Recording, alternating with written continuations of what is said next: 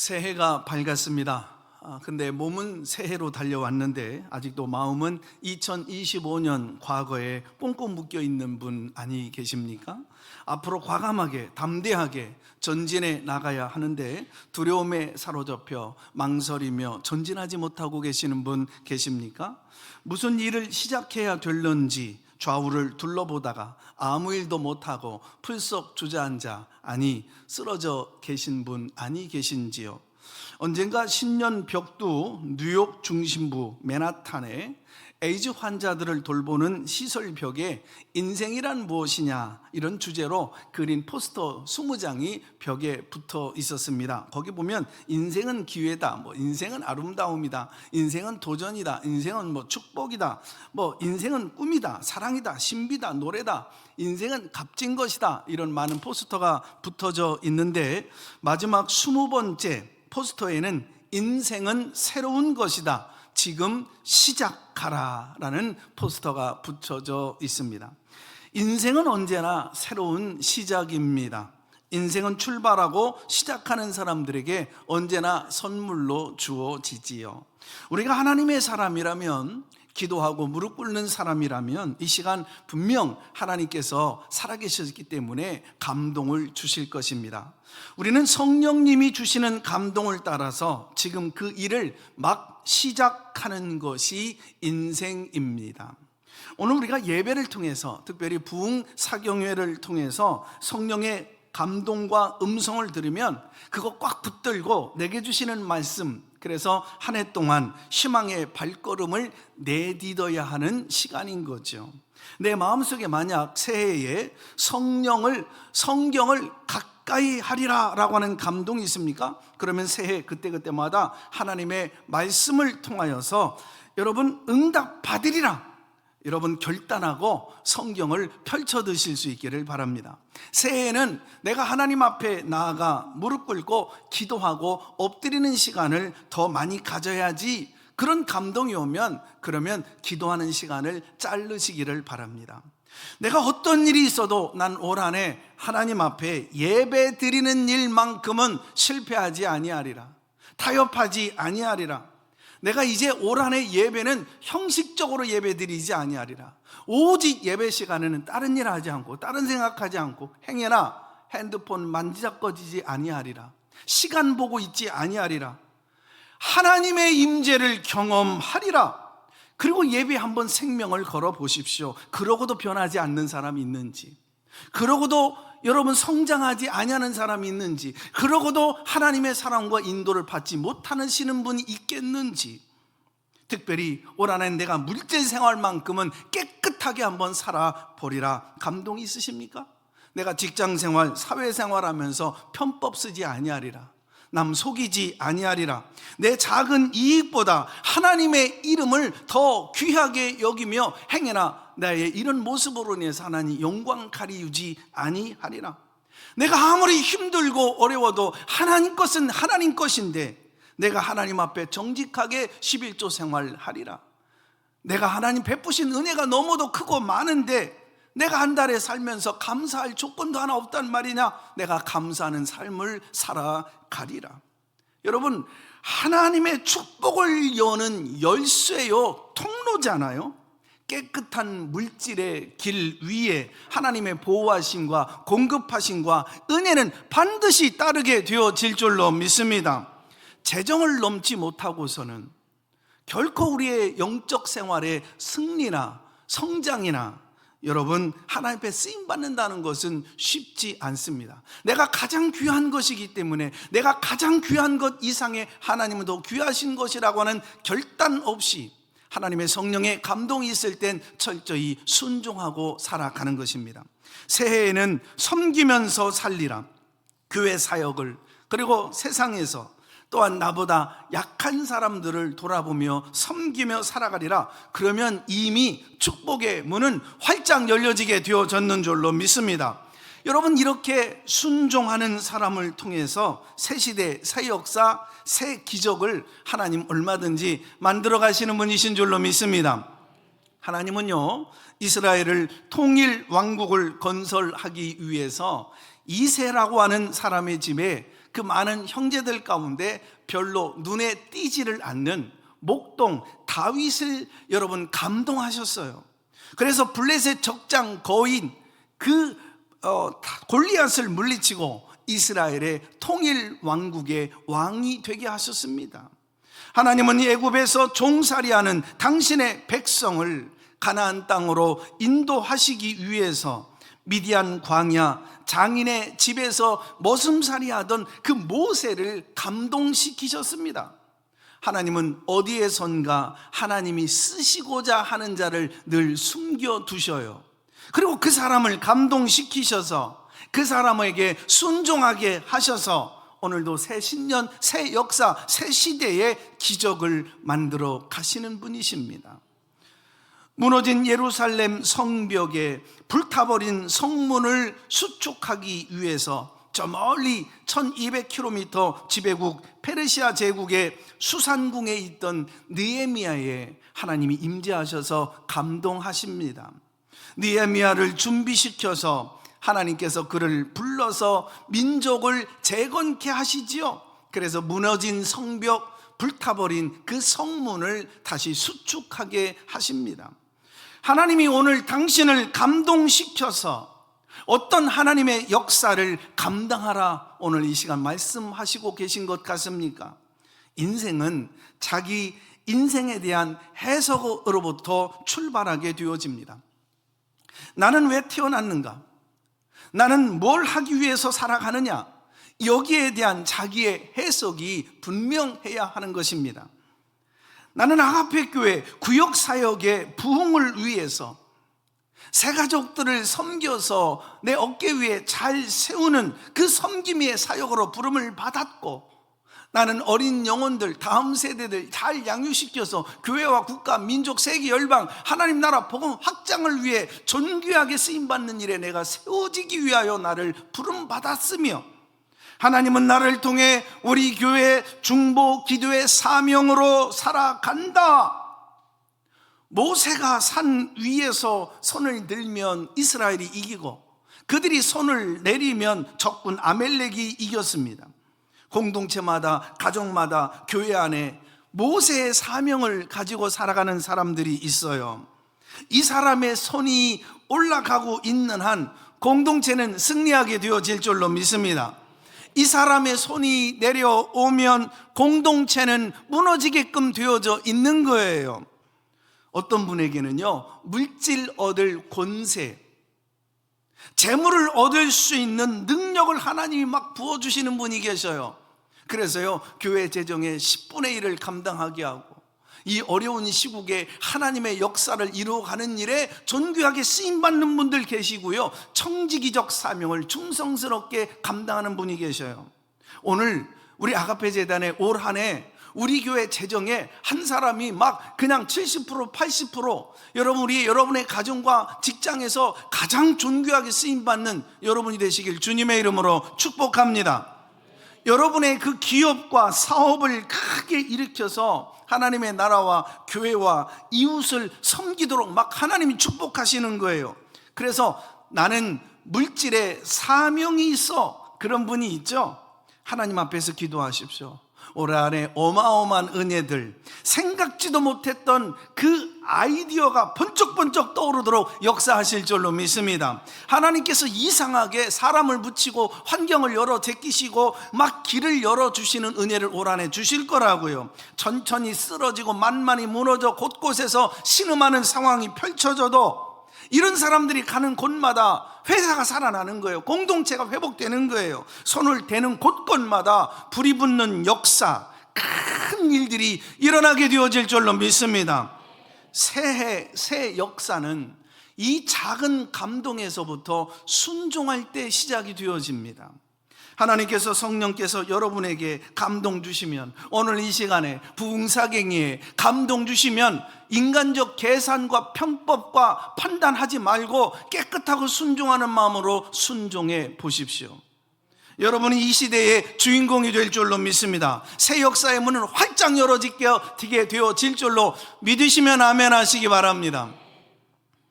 오늘 본문에 무너진 예루살렘 성벽 재건 위에 준비되어지고 쓰여진 사람이 느헤미야입니다. 느헤미야가 누군지 성경은 자세히 기록해 놓지를 않아요. 아버지 하가랴예요. 이분은 포로 2세. 이 사람이 포로의 땅, 페르시아의 땅에서 아이를 낳아요. 자기 자신과 동족들이 하나님의 위로가 필요한 어려운 시국 속에 살던 시대 사람이었어요. 그래서 아들을 낳았는데 그 이름을 하나님, 이 아이를 통해서 신음하고 있는 이 민족 백성이 위로받기를 원해요. 위로의 하나님으로 우리에게 임하여 주십시오. 그래서 하나님이 위로하신다라고 하는 뜻을 가진 느헤미야라고 하는 이름으로 지었어요. 그 동생 이름은 하나니예요. 하나니는 무역을 했는지 뭘 했는지는 알 수는 없어요. 그런데 페르시아 수산군과 예루살렘 그 고국 땅을 오고 가면서 형님 느헤미야에게 본국의 어려운 상황의 소식을 전달해 주는 역할을 했어요. 느헤미야는 포로 3세예요. 이방 땅 페르시아 수산궁으로 술 관원장으로 왕의 신뢰를 한 몸에 받고 있었던 인물입니다. 술 관원이라고 하는 것은 임금의 어떤 비서실장 혹은 경호실장 겸해서 임금과 식탁을 마주 함께 하면서 국정을 논할 만한 굉장히 높은 직책을 갖고 있는 인물이에요. 포로병으로 끌려가서 이처럼 성공하고 출세한 사람이 흔치는 않겠죠. 지금 여러분이 어떤 위치에 있습니까? 나는 어떤 초라한 모습입니까? 아니면 굉장히 높은 신급의 여러분 위치에 자리에 앉아 있습니까? 여러분의 환경 어떠한 형편에 처해 있습니까? 우연히 그렇게 되어진 거 아니에요. 하나님이 나를 쓰시기 위해서 이 자리에 앉혔는 줄로 믿습니다. 이 모습으로 나를 만드셨어요. 이 형편 이대로 하나님 나를 위대하게 쓰실 줄로 믿으시면 아멘 하시기 바랍니다. 이걸 깨닫는 게 은혜예요. 순종하면 역사는 일어날 줄로 믿습니다. 느헤미야를 그 자리에 앉혀서 하나님은 그 이스라엘 민족을 재건하듯이 하나님이 나를 이것으로 인도하셔서 가족이 되게 하시고 이 자리에 앉혀두신 이유는 도대체 뭘까요? 우리는 두렵고 떨림으로 자신의 사명과 목적과 비전과 꿈을 이룰 줄 알아야 되는 것입니다. 느헤미야는 동생 하나니로부터 예루살렘 도시가 황폐화되어졌다는 소식을 들었어요. 성벽은 무너지고 성문은 다 불타 잿더미가 되어졌어요. 오늘 우리 사회 한국교회 소식을 접하고 있는 것 같지 않습니까? 나라는 어지럽습니다. 교회는 힘을 잃어가고 있습니다. 도무지 어깨를 펴고 일어나지를 못해요. 가정마다 비틀거리고 기업들마다 걱정거리가 태산처럼 쌓여져만 가고 있습니다. 우리 자녀들의 미래가 열려지질 않아 두려움 가운데 주저앉아 있는 부모님들, 우리가 살고 있는 이 시대 정치, 경제, 사회, 문화, 국방, 종교, 국제, 외교 문제까지 뭐 하나 든든하게 제대로 서 있는 걸 못 보겠습니다. 이때 저를 통해, 여러분을 통해 우리 자신이 먼저 회복되고 일어나서 나와 이웃을, 이 사회를, 이 국가를 일으키기를 하나님 원하시는 것입니다. 1장 4절로 돌아가 보면 느헤미야는 동생이 들려준 고향 마을의 비보를 듣고 가슴을 찢어 울며 통곡하기를 수일 동안 합니다. 오늘날 성경의 역사, 기독교의 역사를 살펴보면 모든 게 암담하고 무너져 갈 때 우는 사람이 일어나요. 새벽 시간마다 성전 낮에도 들어와서 울면서 통곡하며 기도하는 사람이 나타나요. 하나님은 이런 사람을 기억하세요. 이런 사람을 준비시켜요. 그리고 그런 사람을 통해 역사를 만들어 가시는 것입니다. 모세는 조국과 백성들을 위해 울며 기도합니다. 예루살렘도 동족 예루살렘 성을 향하여 바라보며 울며 기도했어요. 사도 바울은 동족 백성들의 구원을 위하여 울며 기도하죠.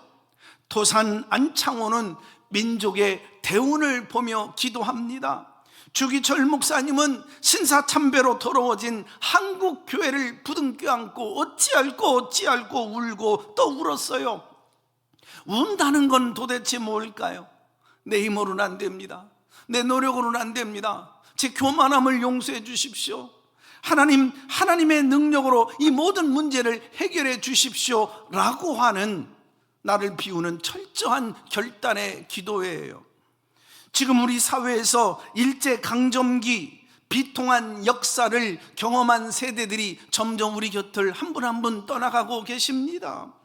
6.25 그 비극적 그 전쟁을 온몸으로 경험한 세대들이 한 분 한 분 하나님 곁으로 가고 계셔요.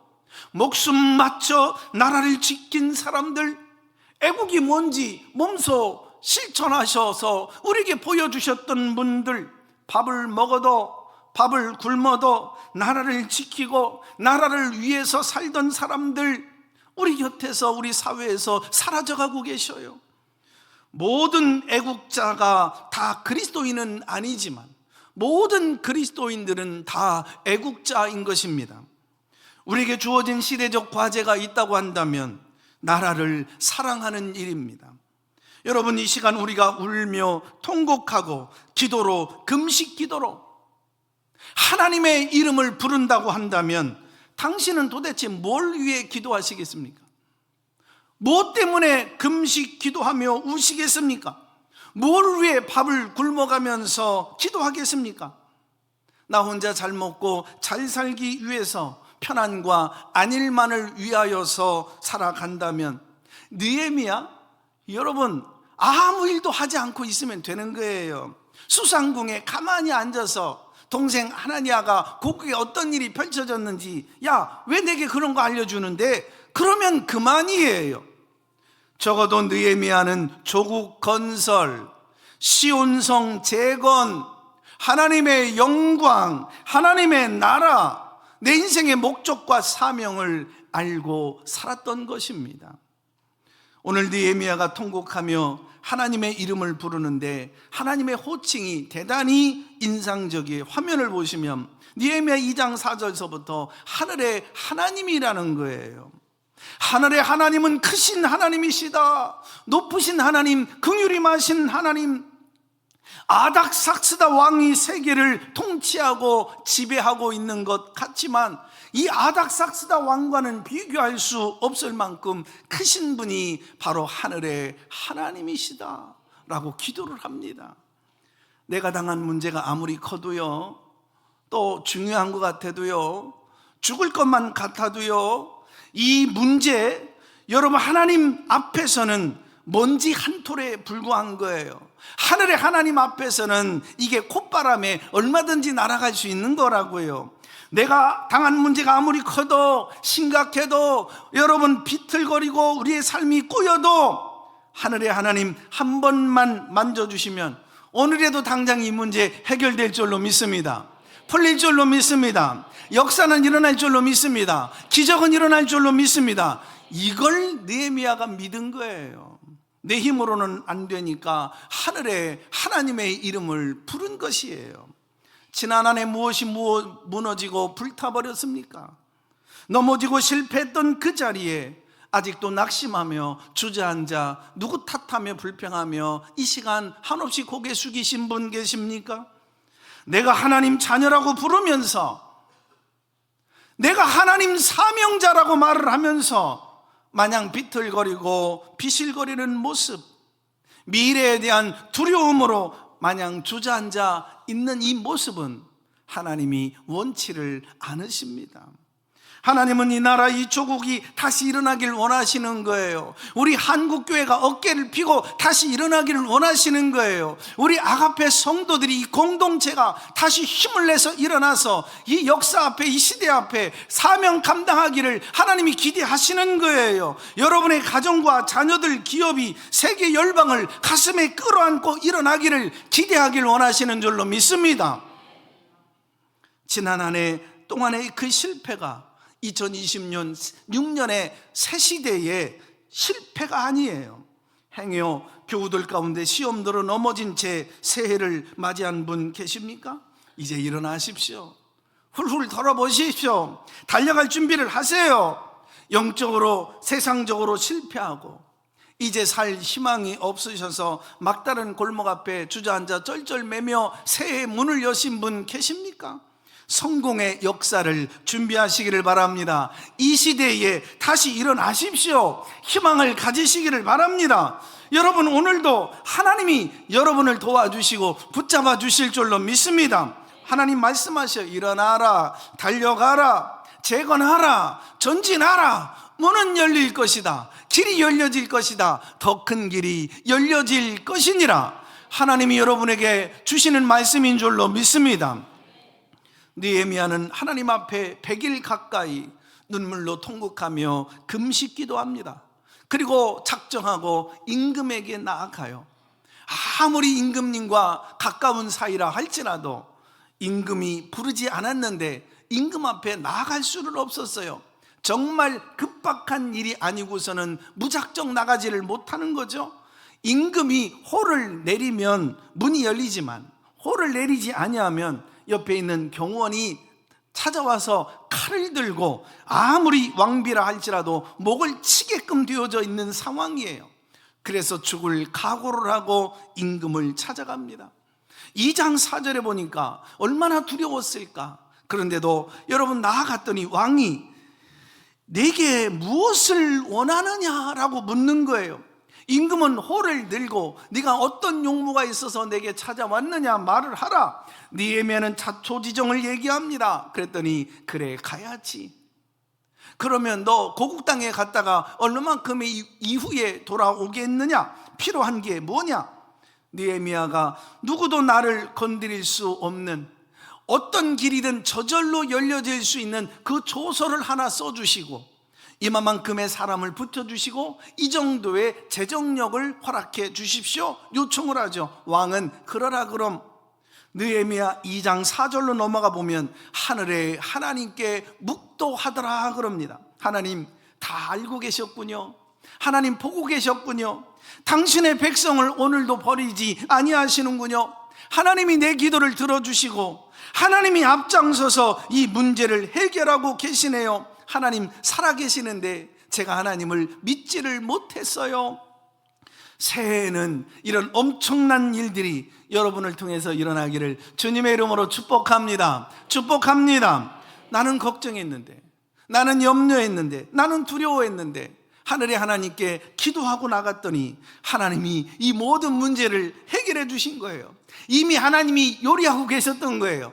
만지고 계셨던 거예요. 역사를 베풀고 계셨던 거예요. 하나님은 듣고 계시고 보고 계신 분이시더라.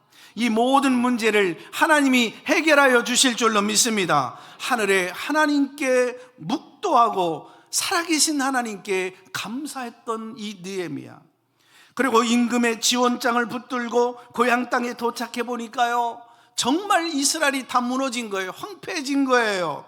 무엇보다도 백성들의 마음이, 예배가, 영성이, 모든 관계가, 가정이 무너져 있었어요. 백성들을 찾아가 설득합니다. 여러분들이요, 이대로 주저앉아 있으면 안 돼요. 하나님 살아계시잖아요. 우리 하늘의 하나님을 다시 붙드십시다. 다시 일어나야 합니다. 꿈을 모으세요. 우리 희망과 마음을 모으십시다. 성을 세우고 불타버린 성문에 다시 세워보십시다. 백성들에게 비전과 꿈을 선포해요. 일찍이 샤르댕은 세상은 희망을 선포하는 사람들의 것이다 라고 얘기합니다.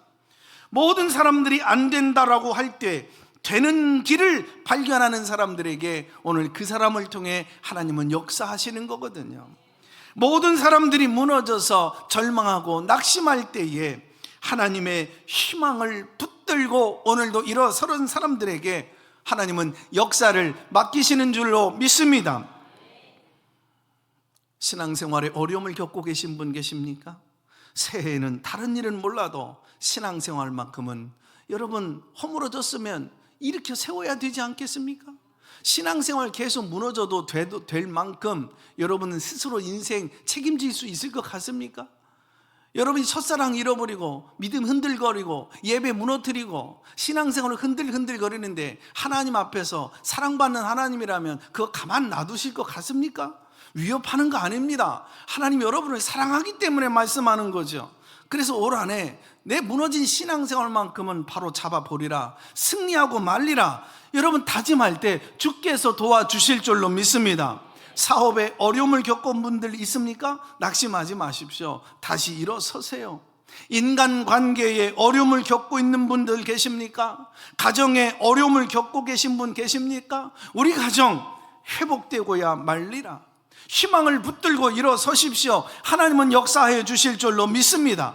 동서남북 사방팔방 어디를 돌아봐도 누구 하나 내 손 붙들어 줄 사람 없어 고독한 분 계십니까? 새 시대입니다. 희망을 선포하세요. 가장 큰 희망을 선포하세요. 큰 꿈을 꾸세요. 그 꿈을 꾼 여러분을 통하여 하나님은 역사해 주실 줄로 믿습니다.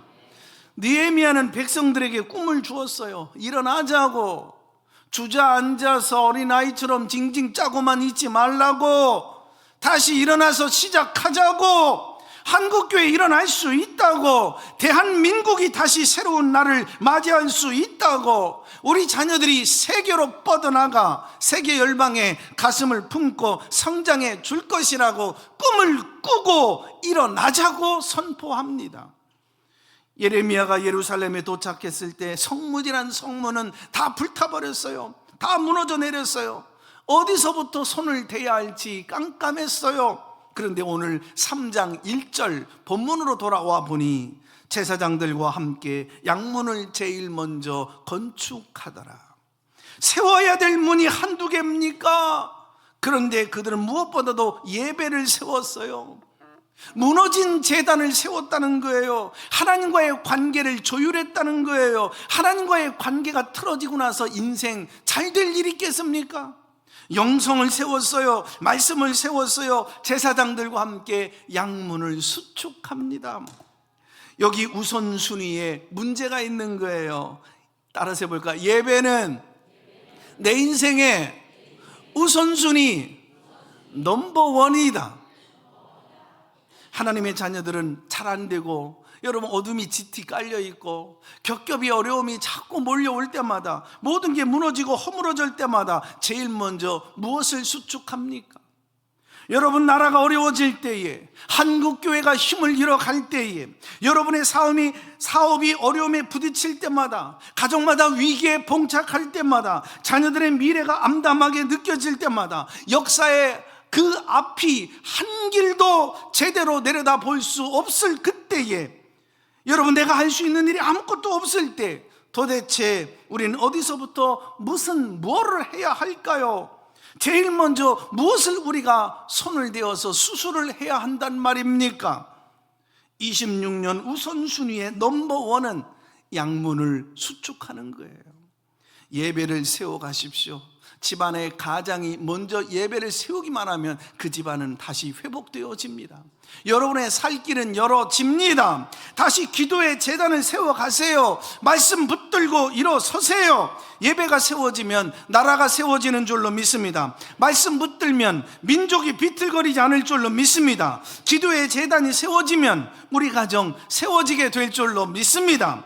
아버지와 어머니가 하나님 앞에 돌아와 회개하고 기도하기 시작하면, 거룩한 손을 들면 자녀들이 힘을 얻어요.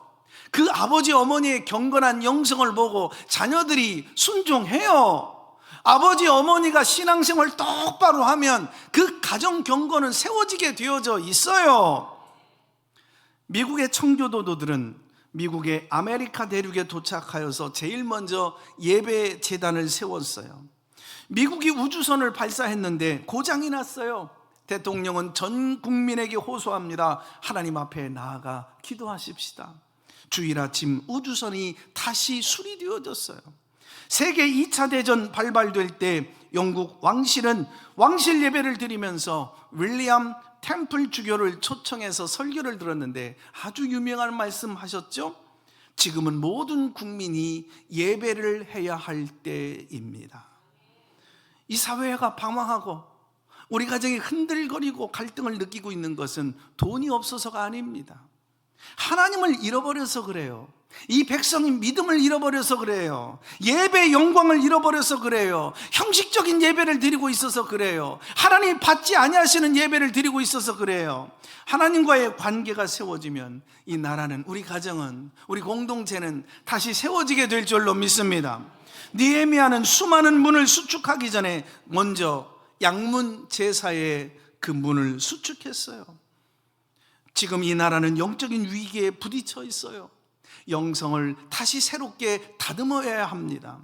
영적으로 우리가 일어서면 온갖 문제는 다시 힘을 얻고 일어서게 될 줄로 믿습니다. 지금은 새 역사를 시작할 때예요. 우리의 영성은 하나님과의 관계예요. 무너진 예배 재단을 쌓아야 돼요. 기도의 재단을 쌓아야 돼요. 접어두었던 말씀을 펼쳐 들어야 돼요. 여러분, 예배 시간마다 임하시는 하나님을 경험해야 돼요. 그리고 이민족을 사랑하시는 하나님의 음성을 듣고 하나님의 능력이 어떻게 역사를 만들어 가시는지 우리 함께 경험해 나가야 될 줄로 믿습니다. 평양의 산정현 교회는 한국 교회가 낳은 어머니 중에 어머니 교회, 참 어떻게 생각하면 훌륭한 모범적 교회예요. 담임 목사님을 모시는 일이 생겼을 때 이 교회 훌륭한 장로님이신 조만식 장로님은 평양 오산 학교 출신 중에 제자 한 사람이 목사가 되었다라고 하는 소식을 듣고 이 소년이 목사가 되었으면 좋겠다, 이분이 목사자가 되어져서 우리 교회 담임 목사가 오게 되어지면 훌륭한 목회를 할 수 있겠다 싶어서 이분을 담임 목사로 청빙했어요. 이분이 바로 주기철 목사님. 주 목사님이 어느 주일 예배를 인도하고 있었어요. 예배가 시작되어져서 한참 진행 중인데 조만식 장로님이 독립운동으로 먼 길을 떠났다가 주일 예배 시간에 맞춰서 돌아오는 시간에 좀 늦어서 이게 지각을 하고 말았어요. 뒷자리에서 신발을 벗어서 신발장에 넣고 돌아서려고 그러는데 주기철 목사님이 예배 중에 불호령을 내립니다. 조만식 장로님, 똑바로 거기 서세요. 회개하십시오. 하나님 앞에 예배를 세워야 나라가 제대로 세워질 거 아닙니까? 장로님이 예배를 무너뜨리는데 나라가 서겠습니까? 교회가 서겠습니까? 장로님, 독립운동보다 더 중요한 건 예배를 세우는 일입니다. 장로님, 회개하십시오. 장로님, 그 자리에서 예배하십시오. 한참 어린 목사고 자기 제자이고 자기가 청빙해 왔는데 그게 이제 주기철 목사님인데 많은 교인들 앞에서 그 불호령을 떨어뜨리고 그래서 신발장 앞에서 꼼짝달싹 못하고 서서 예배를 드리더래요. 목사님의 설교가 끝나고 헌금 봉헌 시간이에요. 마침 이 장로님, 조만식 장로님의 헌금 봉헌 시간이에요. 그래서 앞에 나가 봉헌 기도를 하다 말다 이 조만식 장로님 울면서 세 가지 기도를 합니다. 장로로서 예배의 최우선을 잃어버리고 독립운동을 한답시고 하나님, 제가 예배를 무너뜨렸습니다. 이 죄를 회개합니다. 장로로서 부끄럽게도 교인들에게 본이 되어지지를 못했습니다. 이렇게 현명하고 지혜로운 교인들이 이 못난 장로를 본받지 않게 하여 주시옵소서. 예배를 인도하고 주관하는 목회하는 목사님의 마음을 아프게 해드렸사오니 이 죄를 어찌하면 좋겠습니까? 한없이 엉엉 울며 눈물로 기도를 합니다. 그 예배에 임했던 그 감동으로 예배드렸던 모든 성도들이 얼마나 큰 감동과 도전과 회개를 했었겠습니까? 기억하십시오. 우리나라가 어둠 속에 빠져들어가고 있습니까? 여러분, 점점 우리 가정과 자녀와 우리 기업이, 우리가 살아가야 될 모든 환경들이 어렵고 불안하기만 짝이 없습니까? 예배에 성령의 불이 떨어지면 빛이 나는 것입니다. 예배를 세워야 하는 것입니다. 예배가 먼저 회복되어져야 다시 모든 인생이 회복되어집니다. 기도의 재단을 쌓으십시오. 기도를 하지 않으면 않을수록 이성은 발달합니다. 판단만, 이 세상 소리만 듣게 되어집니다. 하나님하고는 전혀 딴 길로 가게 되어져 있습니다. 사단이만 좋아할 뿐이죠. 그것이 5년, 10년 들어가 보십시오. 하나님의 사람과 아닌 것과 뭔 차이가 있겠습니까? 말씀을 붙드십시오. 하나님과의 관계를 회복하십시오. 오늘 모든 설교의 말씀을 한 문장으로 정리하면 이렇습니다. 새 역사는 작은 감동에 대한 순종에서부터 시작된다. 느헤미야의 역사는 갑자기 성벽이 세워진 이야기가 아니에요. 하늘의 하나님 앞에 울며 기도하던 한 사람의 순종에서 시작된 거예요. 그 한 걸음을 내디뎠을 때 하나님께서 그 길을 하나씩 열어 가시잖아요. 오늘 하나님이 예배 가운데, 말씀 가운데 부흥사경의 가운데 작은 감동 하나를 여러분에게 주셨습니다. 하하, 다시 내가 예배를 회복해야 되겠구나. 다시 내가 기도의 제단을 쌓아야 되겠구나. 올 한해는 물질생활 깨끗하게 한번 해보자. 아무리 힘들고 어려워도 하나님이 어떻게 역사하시는지, 신앙의 우선순위를 내가 바로 세워봐야겠다. 하나님 말씀 펼쳐놓고 말씀의 가르침과 인도를 받으며 살아야겠다. 내 가정, 내 자녀, 우리 모든 삶의 그 모든 환경들 다 하나님께 맡기자. 그 감동 미루지 마십시오. 그 감동 지금 순종할 때 분명 하나님은 역사하십니다. 하나님 신년의 첫 주간에 우리 교회에 말씀의 잔치를 허락해 주셨습니다. 오늘 오후 2시부터 수요일까지 새벽 5시 30분, 저녁 7시 30분 서용보 목사님, 하나님께서 종을 보내주셨을 거라고 저는 믿고, 이 부흥 집회가 단순한 집회가 아니라 나 사는 집회, 우리 가정이 회복되어지는 집회, 다시 한번 이 말씀과 감동 붙들고 한 해를 시작할 때에 새 역사, 새 시대, 기적은 일어날 것이다 믿고 나가는 자들에게 하나님이 보증하시고 역사해 주실 줄로 믿습니다. 느헤미야가 무너진 성 바라보며 혼자 울던 자리에서 멈추지 않고 백성들 다 같이 함께 모아 꿈을 선포한 것처럼 우리 가정의 남편 깨우십시오. 말씀 들어야 당신 산다고. 우리 자식들 일으켜 추슬려서 데리고 나오십시오. 얘들아, 하나님이 꿈을 주실 거예요. 우리 가정 하나님의 감동이 오면 우리 깨끗하게 순종하면서 올 한해 살아보자. 그 예배의 자리, 말씀의 자리에 모이셔야 합니다. 지금은 신앙이 식어도 되는 때도 아니고 예배를 뒤로 내 마음대로 미뤄도 되어질 때도 아닙니다. 지금 예배를 다시 세워야 할 때입니다. 지금은 기도의 제단을 다시 쌓아야 할 때입니다. 하나님과의 관계를 회복하셔야만 하는 때입니다. 부흥의 시간 소중히 여기시고 시간마다 참여하시고 잠과 싸우시고, 여러분 10시 이후에 저녁에는 일찍 주무십시오. 계속 TV와 유튜브를 보고 있는 한 절대 여러분 새벽 제단을 쌓으실 수 없습니다. 하나님은 작은 순종 위에 올 한해 놀라운 길을 여실 줄로 믿습니다. 2026년 달력 한 장 넘겼다고 그냥 내게 주어지는 거 하나도 없습니다. 하나님이 함께 하셔야 해요. 하나님이 축복하셔야 돼요. 하나님이 은혜 주셔야 되는 줄로 믿습니다. 예배로 시작하십시오. 부흥회로 불을 붙이십시오. 올 한해 법궤 중심, 하나님 중심, 성전 중심, 말씀 중심, 은혜 중심으로 살아내요. 올 한해 놀라운 역사가 여러분을 통해서 일어나기를 주님의 이름으로 축원합니다. 하나님 아버지, 오늘 우리 마음을 다시 깨워주시니 감사합니다. 무너졌던 예배 자리, 식어졌던 기도의 불 다시 일으켜 주시려는 주의 음성과 감동 감사합니다. 우리 각 사람의 마음에 주신 작은 감동 미루지 말고 흘려보내지 않게 하여 주옵소서. 말씀으로 깨달은고 결단하고 순종으로 이어지게 하여 주옵소서. 신년 부흥성의 또 다른 부흥회라고, 하나님 우리가 얼마나 영적으로 무뎌지고 식어졌으면 우리가 이런 입술이 나오는지요. 하나님의 말씀이 임하는 곳에 하나님이 임하시는 것인 줄 믿고, 하나님이 감동하실 때 그 감동에 따라서 역사하시는 하나님이심을 믿고 순종해 나갈 때 성령의 권능을 덧입혀 주시옵소서. 말씀 전하는 종에게 하나님 말씀만 선포되어지게 하여 주셔서 굳은 마음이 녹아지고 회복과 새 출발의 은혜가 임하게 하여 주시옵소서. 예수님의 이름으로 기도합니다. 아멘.